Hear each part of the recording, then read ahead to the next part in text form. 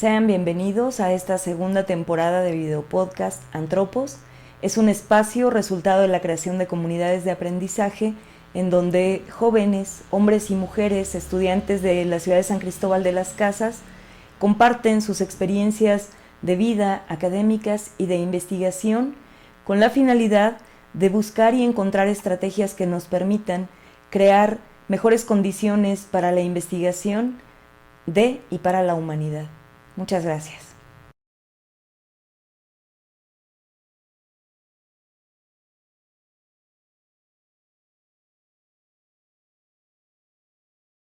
Hola Belén, bienvenida, es un gusto tenerte en este espacio.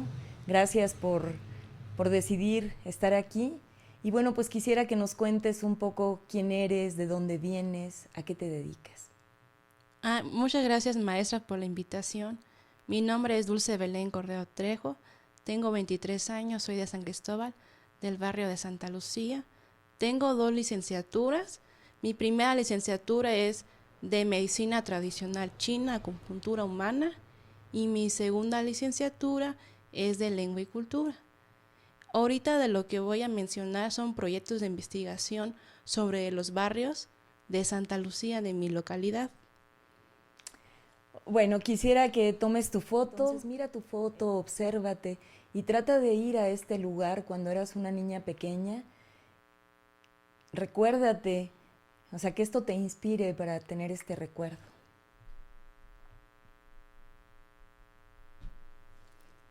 Pues ha sido un cambio muy significativo porque me permitió tener inteligencia emocional, saber diferenciar en qué tipo de personas y ambientes convivir, y principalmente desde pequeña siempre he tenido liderazgo, que no he sido una persona que se deje manipular fácilmente y que sé identificar principalmente cuando una persona tiene una energía mala, una energía buena, o cuando una persona tiene una misión álmica muy fuerte que va a impactar a la humanidad.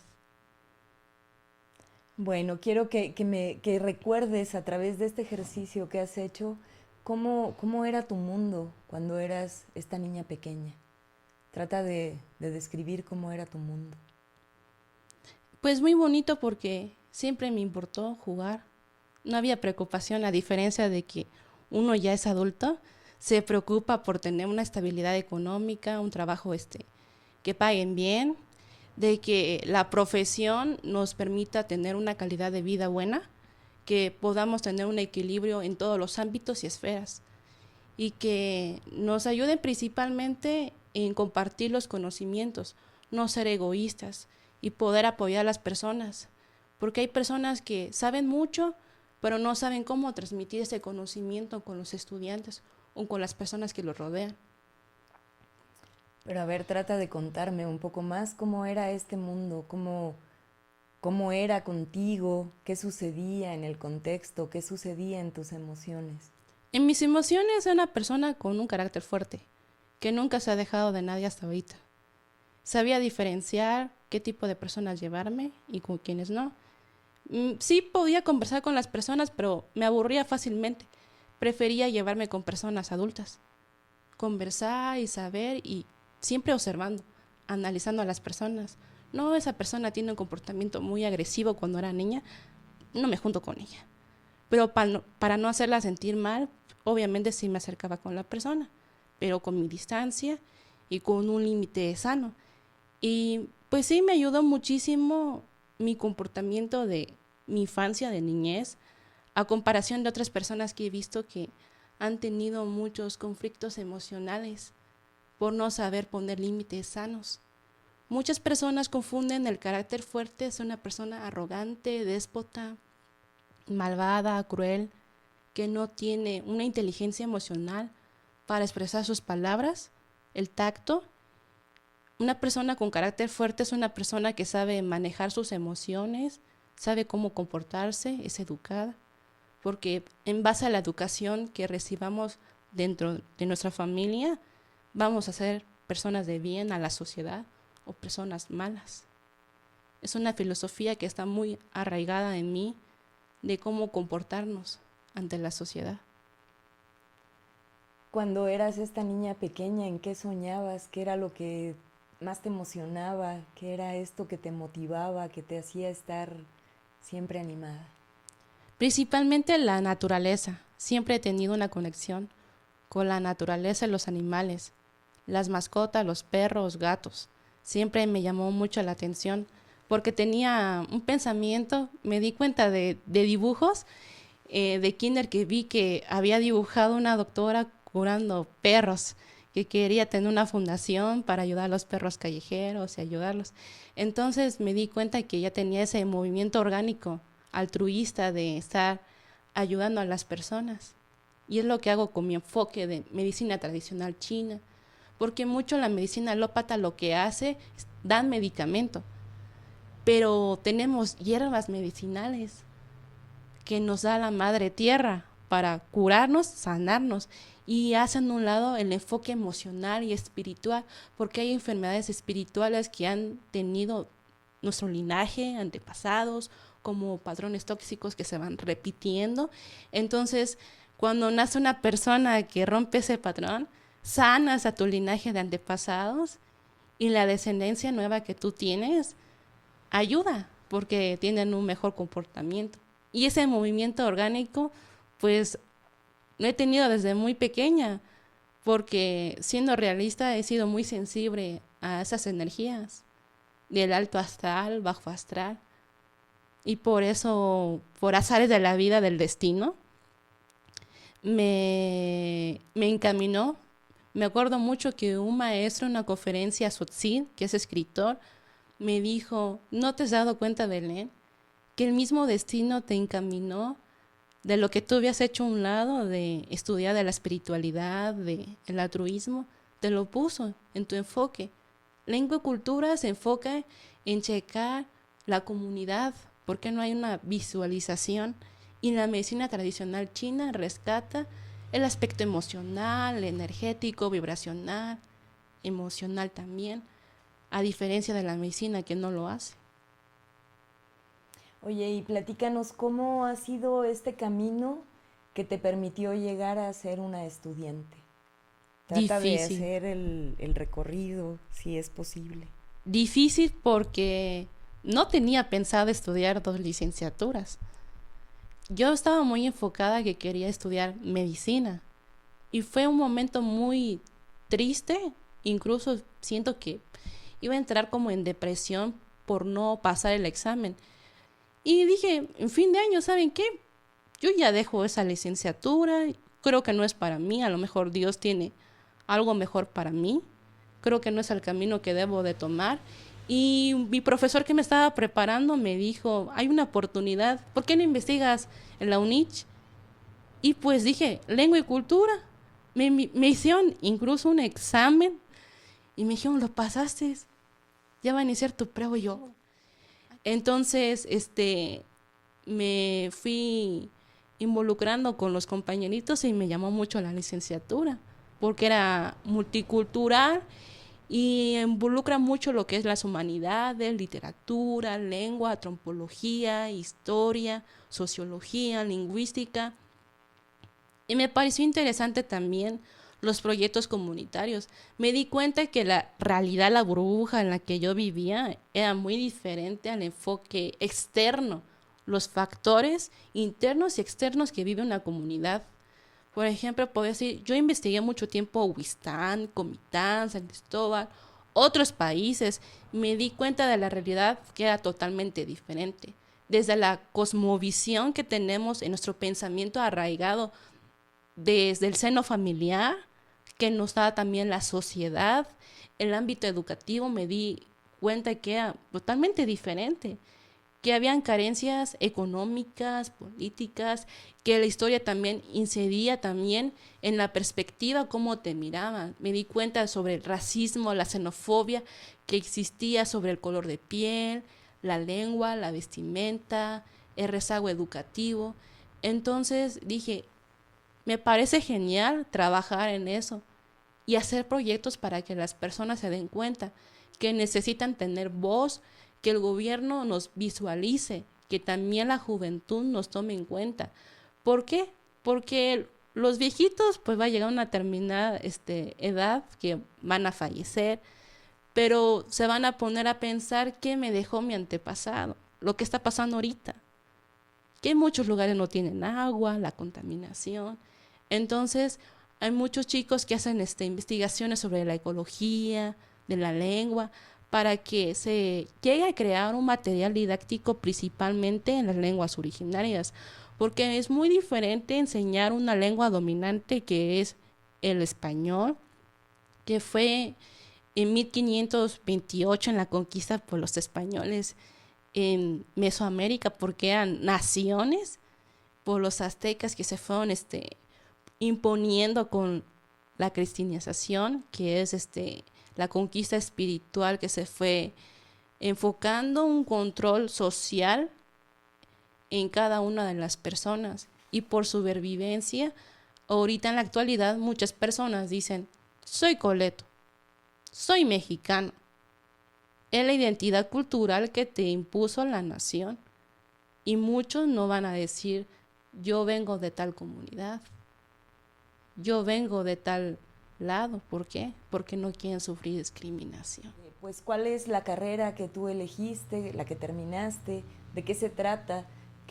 Y sobre todo, ¿qué es lo que a ti te motiva de esta carrera? Me motiva lengua y cultura porque tiene un enfoque sumamente diferente a otras universidades, porque no solamente vas a conocer un mosaico lingüístico de tu identidad cultural. La identidad cultural es un aspecto que viene ya desde tu ser, que puede involucrarse en diversos factores, sea tu vestimenta, tu lengua, y en las formas de culturas y tradiciones, cómo te comportas en una sociedad. Y puedes decir, a este grupo yo pertenezco, de ahí yo vengo, y te sientes en armonía, cómodo, que ese es tu ambiente. Y lengua o cultura lo que hace es que te enseña muchos horizontes, que conozcas, que no solo te quedes en un lugar, que conozcas, respetes la diversidad cultural, lingüística, el patrimonio de nuestros antepasados, porque es un mestizaje que pues existe de diversas culturas antes de la conquista, y te permite ser analítico y crítico a los autores, porque no siempre le vas a dar la razón. Decir, bueno, lo que dice este autor ya no se concreta a la realidad que uno vive. Tal vez en esa época, pues sí, tenía los aspectos de que sí sucedía, pero en la actualidad eso ya no sucede. Ese cambio de realidad, de espacio y tiempo que mencionaba Carl Lewis en 1950 ya es totalmente diferente. Lo que pensaban, por ejemplo, mis abuelos, mis tíos o mis antepasados es totalmente lo que yo pienso. Tal vez ellos pensaban diferente en el desperdicio de ambientes tóxicos, podrían ser como quemar la tierra. Se sabe que quemar la tierra perjudica gravemente la agricultura, que muchos pensaban, no, ¿para qué estudio si no me va a ayudar nada? Prefiero un oficio. Entonces ahorita ese aspecto, ese chip que nos han ido poniendo con el paso del tiempo la élite, la sociedad, entonces eso se ha ido rompiendo. Y lengua cultura lo que hace es que rompe, convivas con diferentes personas, extranjeros de la misma nación, hacen intercambios culturales, coloquios, debates. Entonces nadie se equivoca. ¿Por qué? Porque pensamos diferente. Entonces lo que él diga o yo diga, pues nos nutrimos, nos cultivamos sabiamente de decir, bueno, él piensa de esta manera, pero no estoy de acuerdo, pero lo que él dice tiene razón. Entonces, lengua y cultura lo que hace es que exista un convivio ameno y gratificante, que nos respetemos principalmente, que no exista la discriminación, porque nadie es perfecto, y te invita también a hacer un cambio positivo. El cambio positivo son proyectos de investigación, que las personas se den cuenta de la realidad que vivan y que también los tomen en cuenta el gobierno y ver cómo los podemos ayudar. De hecho, lengua y cultura invita a chicos que se hagan de liderazgo juvenil que se encarguen de decir sobre las becas, de movimientos estudiantiles. Entonces, al realizar todo eso, las personas se van animando. Y pues yo puedo agradecer mucho a los maestros porque ellos daban mucha motivación. Porque a veces hacer un proyecto de investigación de campo es muy difícil. Porque a veces piensan diferente y digo, yo no hago las cosas así. Pero yo no puedo juzgar a la persona en la investigación porque es su forma de ver la vida. Belén, platícanos cómo y de qué se trata tu proyecto de investigación. Pues yo me enfoqué en el barrio de Santa Lucía. Es que antes que empezara lo del COVID, desestabilizó muchas cosas. Ya no podíamos hacer trabajo de campo porque muchas comunidades decían de que íbamos a traer espíritus malignos, de que éramos de la ciudad. Entonces ya no podíamos ir a investigar. Era sumamente difícil. Con mi equipo nos separamos y cada quien hicimos un acuerdo de que si pasaba lo de COVID nos íbamos a volver a juntar. Si ya no se podía, pues cada quien con su investigación. Entonces todo lo que yo había avanzado de otras comunidades lo dejé a un lado y me enfoqué en el lugar que yo soy. Me enfoqué en el barrio de Santa Lucía, ver dónde venía mi árbol genealógico. Ya tenía un poco de conocimiento, pero quería saber un poco más. Me enfoqué sobre las tradiciones de mi barrio. Como mi barrio es muy antiguo, San Cristóbal de las Casas, Chiapas, para las comunidades tzotziles y celtales se llamaba Jovel, que significa Zacate Grande. Ya con la llegada del capitán Diego de Mazariegos en 1528 lo llamaban Huezacatran, que está en la Nehual de Náhuatl, que dominaban todo Mesoamérica, algunas partes de Sudamérica, los aztecas. Entonces, este asentamiento natural que algunos antropólogos dicen que no era San Cristóbal, que era Moxbiquín, fundaron barrios con la estrategia de proteger a la ciudad de las invasiones. Y mi barrio fue fundado 66 años después, en 1594. Vinieron jesuitas y dominicos para hacer la conquista espiritual, porque para ellos era el paganismo, el politeísmo, adorar muchos dioses. Entonces, con el movimiento del cristianismo, fueron poniendo poco a poco santos que aparecían como de milagro para un control social. Entonces las personas, al ver que lo estaban masacrando, no les quedaba de otra que adorar estas deidades que venían con el catolicismo. Este barrio era un cuartel militar encargado de proteger al barrio de San Diego y San Antonio. Desde su fundación siempre se han protegido, son amigos, se llevaban muy bien, hasta ahorita se llevan muy bien. Cuando un santo es su fiesta, se llegan a visitar entre ellos, traen las personas de sus juntas, sus santos, y se visitan. Y ya empieza la música, la danza y el recorrido alegórico con los carros, pero son aliados.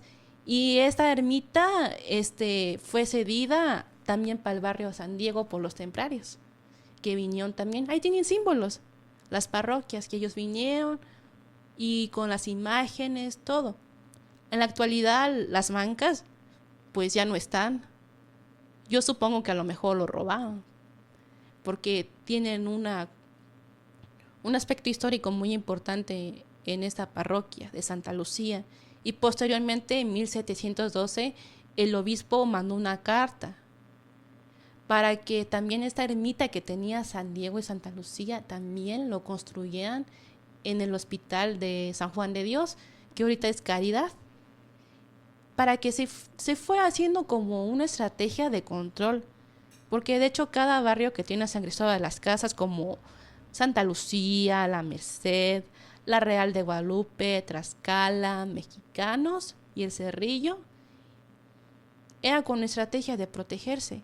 Cada uno tenía un oficio diferente para la comercialización de cómo iban a mover el flujo del dinero, dentro y externo. Y ellos se fueron encargando de ir haciendo un desplazamiento lingüístico. a las comunidades, irlos sacando. Entonces, al ver ese movimiento, las comunidades se empezaron a dispersar. Por eso, cuando uno va a investigar, vemos una comunidad a tal kilómetro, lejos, así, porque era su forma de protegerse a la conquista.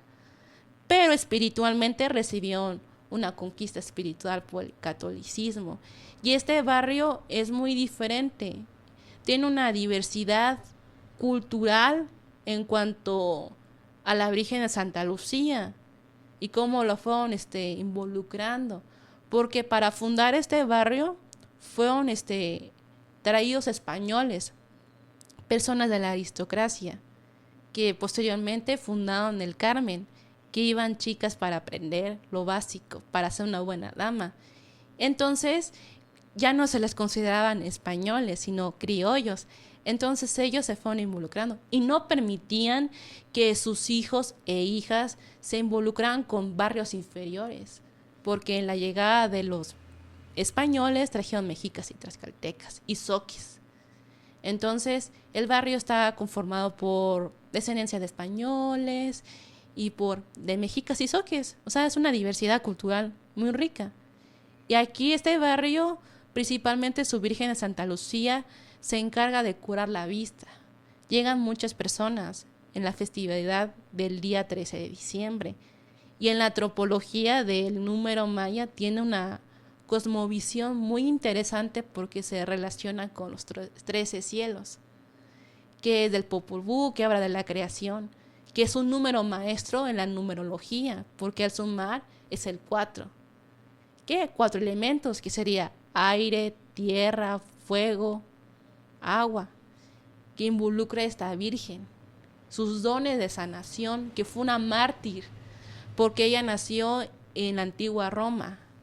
Entonces los cristianos estaban siendo perseguidos y un pretendiente quería casarse con ella. Y ella se arrancó los ojos como devoción de su virginidad hacia Dios. Esa es una teoría que se tiene de ella. La otra es que esa chica hacía muchas donaciones a los pobres. Su padre murió y le donó su nombre de Lucio a Lucía, a ella. Y como era hija única, su madre estaba enferma.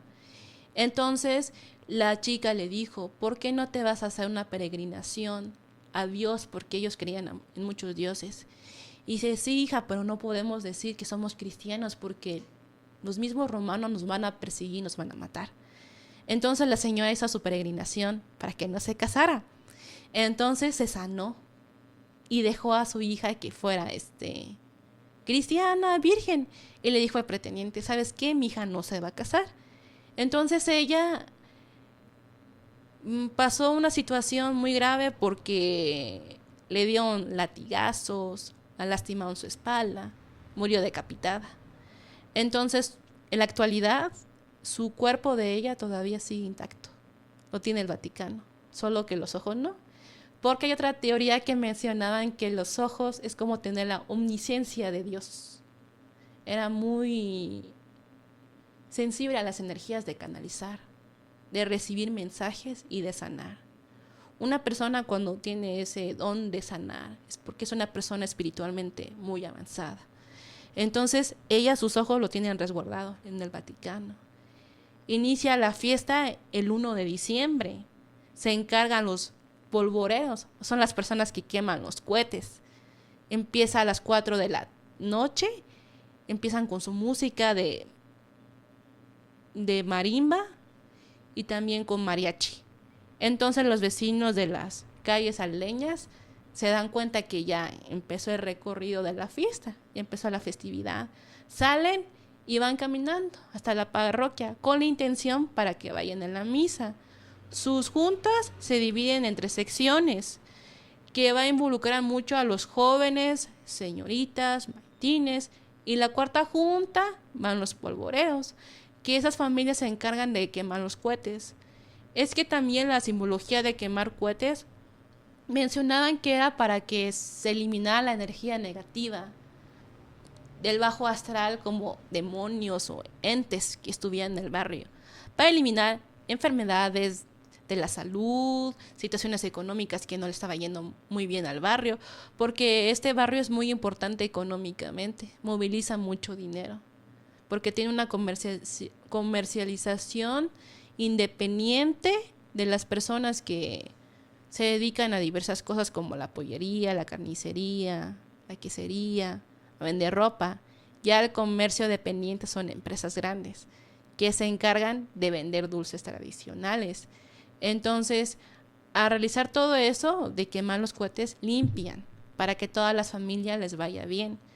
Ya una vez que ya se hizo esto, se ponen de acuerdo a las señoritas, la vestimenta, cómo van a bailar, la danza ritual que viene de Valencia. Su vestimenta también tiene una correlación con la festividad de Suecia y Finlandia. Ellos hacen una danza en círculo, haciendo sobre la virginidad, la pureza, la limpieza energética, con listones rojos. Y puras chicas de 15 y 16 danzan. Los maitines se encargan de la música, la marimba, el mariachi, la banda. La marimba también fue involucrada por Guatemala, que es la música por excelencia de Chiapas, Guatemala, pero este instrumento viene de África. Y ya entonces ahí ponen sus músicas colectas que nos diferencian de otros barrios, como Flor, Mil Amores. Son danzas tradicionales que tienen un significado de identidad cultural y que cada danza, cada paso tiene una simbología oculta que solo se comparte entre el sincretismo cultural de las mismas familias, que no se comparte con cualquiera. Y los maitines se ponen de acuerdo con las chicas qué tipo de canciones van a bailar. Se da comida, bebidas, estrena ropa. Entonces los chicos habían comentado en las juntas anteriores que era demasiado gasto, porque son 13 días de fiesta que se realizan, y a la misa. Y las señoras se encargan de la mudada, se encargan de cambiar la vestimenta de la Virgen, y todos van a cambiar la Virgen. Para poder tener esta Virgen, hacen una lista, qué familia le toca. Entonces, cuando una familia le toca, es una gran fiesta, porque es una gran bendición para la familia. Entonces llega el sacerdote a bendecir la casa, reparten comida, bebida, música y ya lo cambian, la Virgen. Entonces hacen su aspecto cultural de decorar los carros alegóricos para que la gente se divierta, y algunos van a ir vestidos de angelitos. Las niñas van a ir vestidas de la Virgen de Santa Lucía, algunos de demonios, de monstruos, de payasos, pero es haciendo referencia sobre la batalla que hubo entre ángeles y demonios del destierro de Lucifer, que siempre el bien va a prevalecer ante el mal. Y esta Virgen pues tiene un aspecto muy fuerte, porque fue reemplazada por una deidad cristiana y se hizo a un lado a la deidad mesoamericana, porque teníamos deidades en Mesoamérica encargados del agua, la tierra, el cultivo, también de la vista, y se cambió con la conquista espiritual esta Virgen de Santa Lucía. Y los dulces tradicionales de este barrio tienen también un impacto muy fuerte, porque tienen un significado cada dulce. Se realiza en simbología cuando Jesús lo hacía en un lado y el único que lo reconoció era un burro o una mula, y hincó en la entrada de su puerta. Entonces se dieron cuenta que él era el Mesías y hacen referencia con los dulces tradicionales. Por este barrio es muy diferente en el aspecto cultural. Es muy rico en cuanto a la comida, la música, la tradición, la forma de vida, totalmente diferente. Oye, y como investigadora, ¿cuál es el objetivo de esta investigación? ¿Qué es lo que tú quieres mostrar? ¿Qué es lo que buscaste encontrar? Principalmente traté de buscar el por qué era tan difícil realizar los rituales ceremoniales. Habían muchas personas que se desmayaban, al momento de recibir las velas y para poder bailar. Entonces me di cuenta de que puede involucrarse la fe, el cristianismo, o puede ser también que no habían comido bien. Pero para mí fue un reto muy grande, investigar. Yo no sabía que bailaban.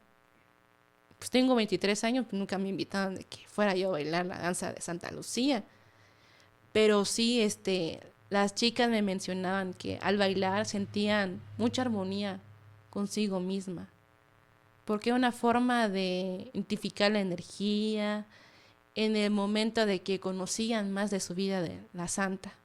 Porque ella con Santo Tomás de Aquino, San Benito, han sido los únicos que realmente tenían ese don espiritual de curar y sanar a las personas y mover masas principalmente, de decir un cambio radical de por qué el diezmo, por qué no mejor ayuda a la persona, por qué una institución tengo que ir principalmente para rezar, orar, si dentro de mí está mi yo superior, la divinidad con la que me puedo conectar. Entonces fue una filosofía que se quedó ahí y fue un reto porque para mí fue muy diferente identificar por qué entre barrios no se llevaban bien. Es que antes no se llevaban bien. O sea, cuando llegaron a colonizar, todos se llevaban bien, se protegían. Y después me comentaban por ahí que hubo algunos conflictos familiares. No, es que el de la Real de Guadalupe se casó con uno de Tlaxcala, la trató mal y ya no se va a llevar ese barrio. Entonces empezó el conflicto interno y luego externo que se fue expandiendo. Y si te miraban que ibas al barrio de San Ramón o de Custitali, los mismos del barrio iban y te golpeaban porque tú no tenías permitido entrar, porque no eras de su cultura, tú no tenías ese pensamiento de ellos. Oye, ¿y cómo es el proceso?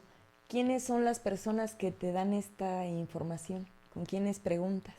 Con personas longevas, principalmente me voy con personas que hayan estado viviendo mucho tiempo en el barrio de Santa Lucía, personas cercanas al área espiritual, que fue la fiesta patronal, que es un sistema de conocimiento. Muchos no lo ven así, pero para mí es un sistema de conocimiento que involucra diferentes factores.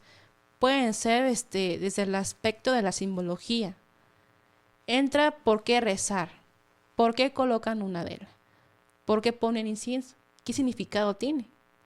No es que siempre lo hacemos, pero nunca siempre se hizo así. Tenía un propósito el por qué lo hacían.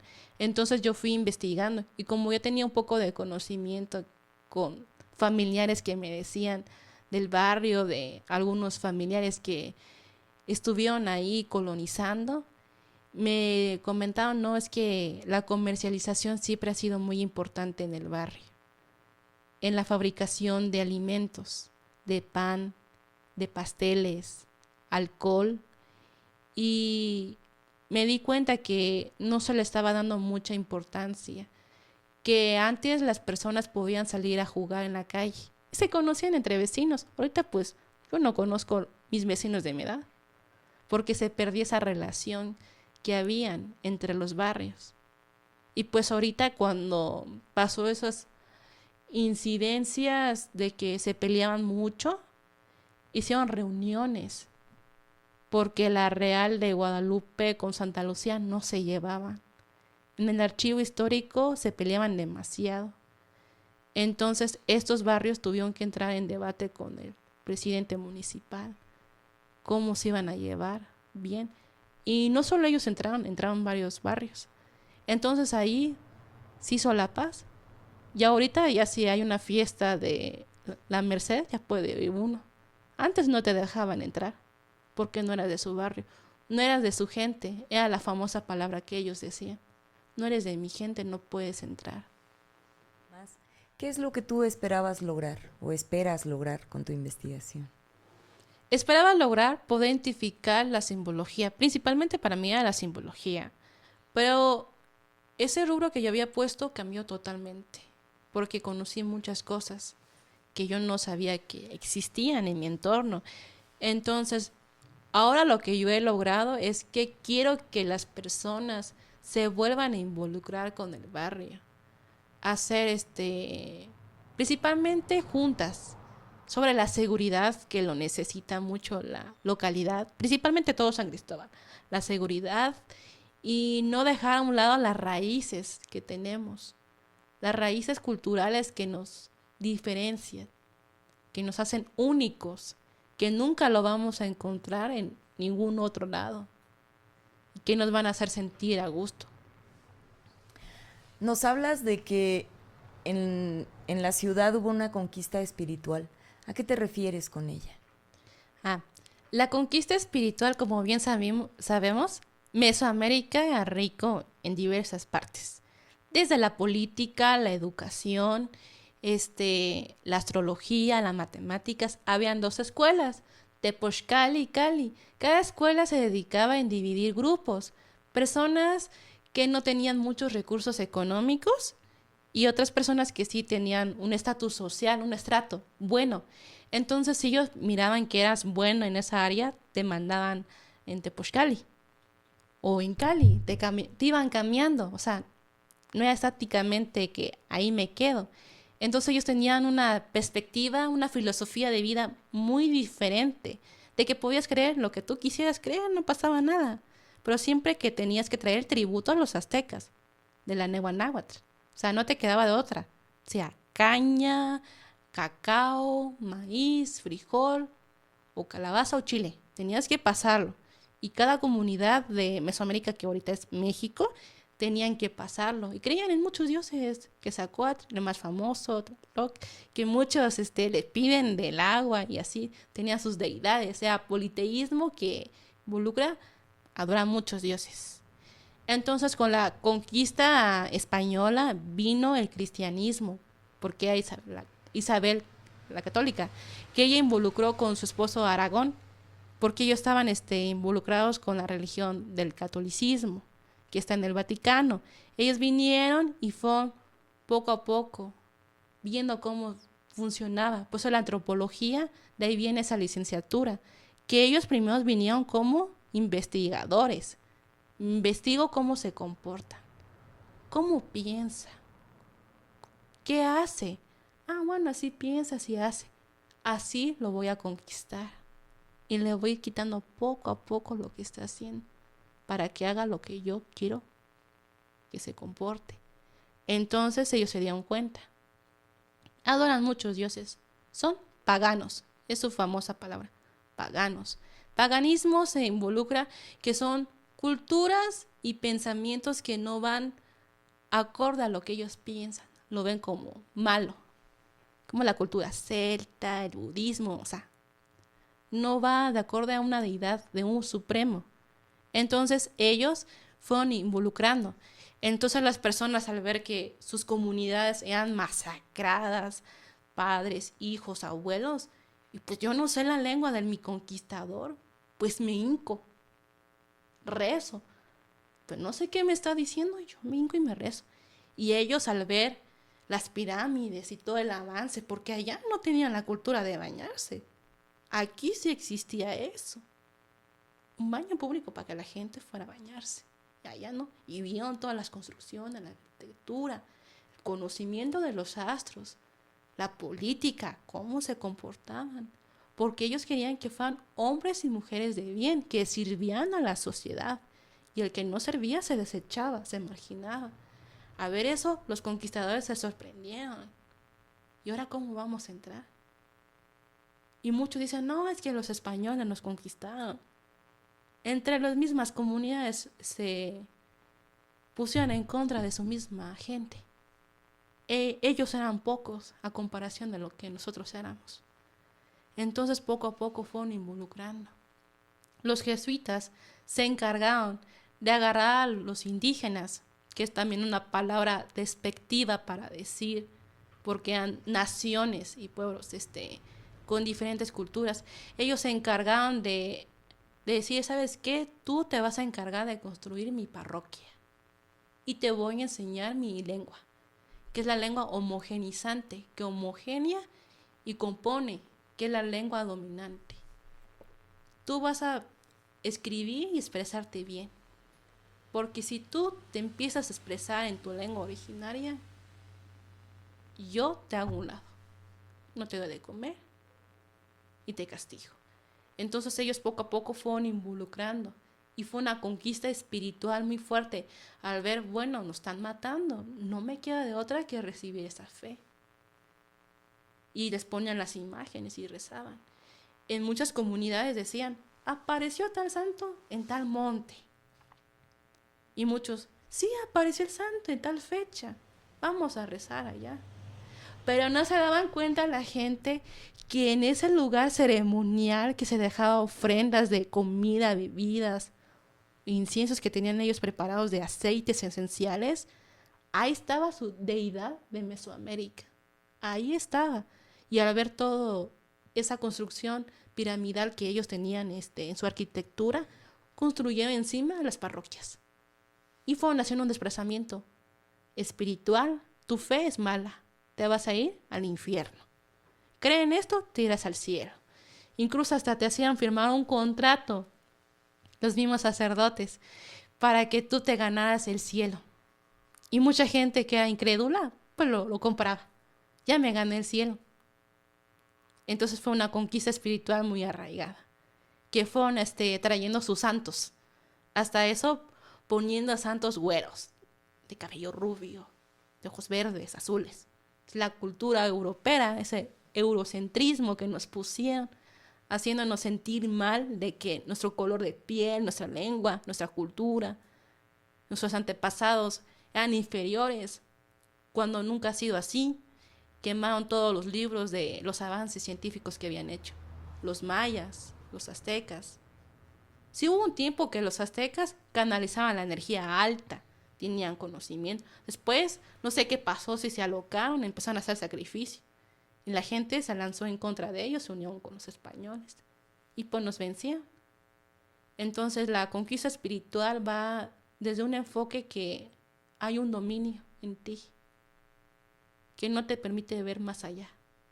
Te quedas ahí, estancado. Y pues muchos al ver de que sus familiares los asesinaron, pues no me queda de otra adoptar esa doctrina, esa fe, porque es mi única esperanza para sobrevivir. Y así fue como se fue involucrando el catolicismo, el cristianismo, en la fe de Cristo, que después se fue poniendo con el Nuevo Testamento, que les fueron enseñando a las comunidades. Así vas a rezar, así vas a orar, así vas a ir a la misa. Dividían también la misa para las personas mestizas españolas y un horario específicamente para los indígenas. Y los sacerdotes se encargaban de aprender la lengua originaria. ¿Con qué finalidad? Pónganlos a nuestra religión. Ahorita pues ya existen un mosaico muy grande de diferentes religiones, pero empezó con el cristianismo, adoptar la fe. Y ya ahorita las comunidades, principalmente algunos barrios de mexicanos, de Tlaxcala, fueron involucrando aspectos culturales de ellos, que sí bailaban con su sonaja en su deidad de Mesoamérica, pedían permiso con el sacerdote. ¿Será que yo puedo agregar mi danza? Adoración a Jesucristo o otro santo. Sí, agrégalo. Y ya se involucró, se modificó de la bebida del posh, de bailar, cantar. Existe también una Biblia en lenguas originarias. Y ahí van la gente. Y así se quedó la conquista espiritual. Bueno, voy a sacarte un poco de la investigación y quiero que me platiques. Bueno, ya hicimos el ejercicio de que te veas cuando eras una niña y te recuerdes. Y ahora platícanos, ¿cómo es tu experiencia en el mundo? ¿Cómo te sucede la vida hoy? ¿Cómo la vives? ¿Cómo la sientes? Para mí es interesante, me está dando un desarrollo de personaje, porque estoy conociendo algunos aspectos de mí que pensé que no existían en mí, como la fortaleza, la fe, la esperanza. He sido siempre muy, muy positiva, pero al cambiarme de realidad, salir de mi zona de confort, como que a veces da un poco de miedo decir, ¿será que voy a ese lugar? O mejor me quedo. Entonces dices, tengo que salir de mi zona de confort, ir más allá de lo que yo conozco. Porque si me... Bueno, quisiera que nos compartas una reflexión acerca del futuro. ¿Cómo imaginas que tu participación en la vida puede impactar para este camino y un poco más adelante? Principalmente sentirnos orgullosos de las raíces que uno tiene desde nuestros antepasados. Identificar cómo podemos preservar la cultura que es un patrimonio de la UNESCO, que no solamente convergen personas de diferentes regiones, sino que también con la migración de extranjeros han hecho una modificación en nuestra forma de vida. Entonces no permitir que exista un cambio en nuestra lengua, el español, no involucrar lenguas extranjeras al expresarnos, porque nosotros mismos lo debilitamos, nuestro lenguaje, preservar las tradiciones como la música, las costumbres, la danza, la indumentaria. Es que la cultura es sumamente difícil de describirlo, involucra muchas cosas. Y al realizar esto, los jóvenes se van a sentir orgullosos, principalmente de no sentirse inferiores ante las culturas europeas, porque muchos, pues, si no es que es alta, tiene la tez más clarita que yo, reciben mejor educación, pero haciendo un cambio significativo se puede lograr. Va a costar demasiado, sí. Y hacer un enfoque principalmente en una educación que sea informal, que no solamente sea institucional, de decirnos, este es tu material didáctico y ya. Permitir que el estudiante también dé su punto de opinión. Es que su material didáctico no se pone a mi necesidad como alumno. Entonces, al realizar todo ese cambio en la sociedad, los jóvenes se van a animar y va a existir una motivación positiva. Entonces, muchos van a hacer un cambio a la sociedad para bien y va a reducir la delincuencia que hay en el país, principalmente porque si no hay una buena educación dentro de la familia, difícilmente un ser humano se va a comportar bien. Y espero que mi investigación principalmente exista un respeto intercultural de valorarnos, querernos principalmente y dar a conocer nuestras culturas, invitar a otros barrios, ven a conocer mi danza, mi baile, grupos de jóvenes, niños, ancianos, para que se quiten ese estrés del ámbito laboral. ¿Hay algo que tú quisieras compartir que yo no haya preguntado, que no te haya pedido que nos cuentes y que tú quieras compartir? Sí, me gustaría decir que me agradaría la idea de que exista un comportamiento ameno, un ambiente bueno, multicultural, en la cual se podrían hacer coloquios. No, yo vengo de tal cultura y así es mi aspecto, mi filosofía de vida. ¿Tú qué piensas? ¿Cómo podemos mejorar y hacer, bueno, mi pensamiento mío es hacer leyes ante el gobierno para que nos visualice como jóvenes, nos tomen en cuenta, porque muchos adultos como nos ven jóvenes dicen, no, él no tiene voz ni voto para opinar, porque no ha vivido tanto tiempo como nosotros. Y me gustaría que entre jóvenes hiciéramos tribus colectivos, que empecemos a relacionar aspectos culturales, lingüísticos, espirituales, de cómo hacer una sociedad buena. Muy bien, muchísimas gracias Belén por tu participación. Siempre es muy importante escuchar lo que piensan los jóvenes y hacia dónde están dirigiendo sus caminos. Muchas gracias. Gracias por la invitación. Muchas gracias por la escucha, muchas gracias por estar atentos de estos programas. Pues es un gusto compartir con ustedes las experiencias de los jóvenes que viven en San Cristóbal. Muchas gracias por su participación y están invitados. El que tenga algún interés por participar, pues solamente póngase en contacto. Muchísimas gracias y continuamos.